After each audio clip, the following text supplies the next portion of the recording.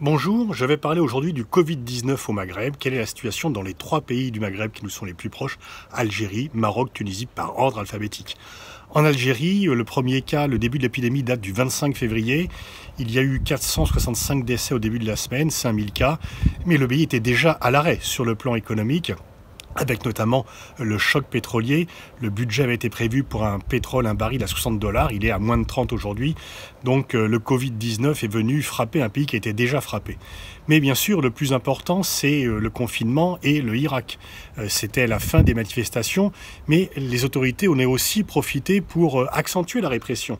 Il y a eu 5000 prisonniers qui ont été relâchés, aucun prisonnier politique, aucun prisonnier de la répression, et au contraire, il y a eu des arrestations supplémentaires. Maghreb émergent, Radio M ne sont plus accessibles.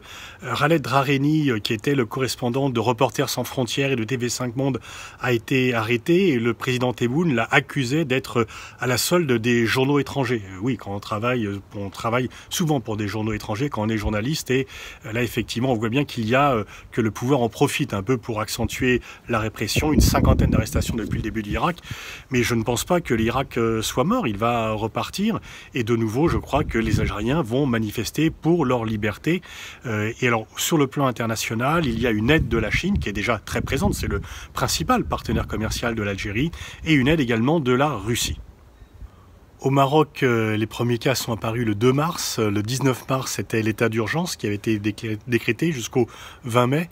Le port du masque est obligatoire, mais les masques sont abondants. Il y a eu une petite crise au départ, il y a eu un trafic, mais là, il y a une production massive et les masques coûtent 1 centime d'euro. Donc, ils sont vraiment accessibles à tout le monde. Il y a 174 décès au début de la semaine et un peu moins de 5000 personnes contaminées. Donc, les masques sont fabriqués nationalement. Il y en a 7 millions qui sont fabriqués au quotidien, et donc le Maroc est autosuffisant en termes de masques. Les amendes en cas de non-respect du confinement sont assez élevées, 115 €, et ça peut aller de 1 à 3 mois de prison, donc c'est quand même plus que dissuasif. La difficulté, c'est qu'il y a 3 secteurs essentiels qui sont atteints. Le tourisme, bien sûr, et là, c'est presque 500 000 emplois qui sont menacés. Le transport, notamment le transport aérien et routier. Et bon, pour la Royal Air Maroc, c'est effectivement compliqué. Et l'agriculture également, qui a été touchée. Donc, on estime que ça sera pour le Maroc la pire année sur le plan économique depuis 1999. Il y a une aide de l'État pour les différents acteurs économiques équivalent à 3 milliards d'euros. Donc, c'est assez massif, et globalement, la gestion par les autorités, par l'État, a été jugée satisfaisante. Il y a même des masques qui sont exportés en Europe.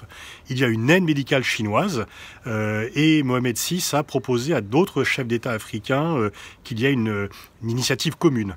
Donc en fait, le Maroc, à travers la crise du coronavirus, essaye de se poser comme étant un interlocuteur crédible pour les pays du Nord, fournisseurs de masques, mais aussi un partenaire fiable pour les pays africains.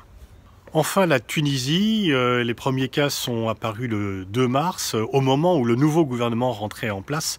Donc c'est effectivement difficile. Il n'y a que 42 décès et un peu plus d'1 millier de cas déclarés au début de la semaine. Donc c'est positif, mais bien sûr, le coronavirus est venu s'ajouter aux difficultés économiques bien connues de la Tunisie.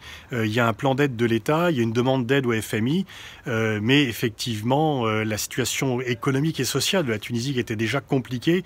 Cette jeune démocratie est vraiment en difficulté. Il y a une aide de la Chine, la Chine est présente bien sûr, une aide également du Qatar qui bien sûr est présent du fait de la présence du parti Ennahda. Voilà la situation dans les 3 pays du Maghreb. C'est sûr qu'en termes de tourisme, la Tunisie qui commence à redémarrer va être frappé de plein fouet, c'est extrêmement problématique, le Maroc aussi, et l'Algérie, elle, est frappée bien sûr par la baisse du prix du pétrole. Donc crise économique, crise sociale, mais pour l'instant la crise sanitaire, elle est maintenue, elle est contenue.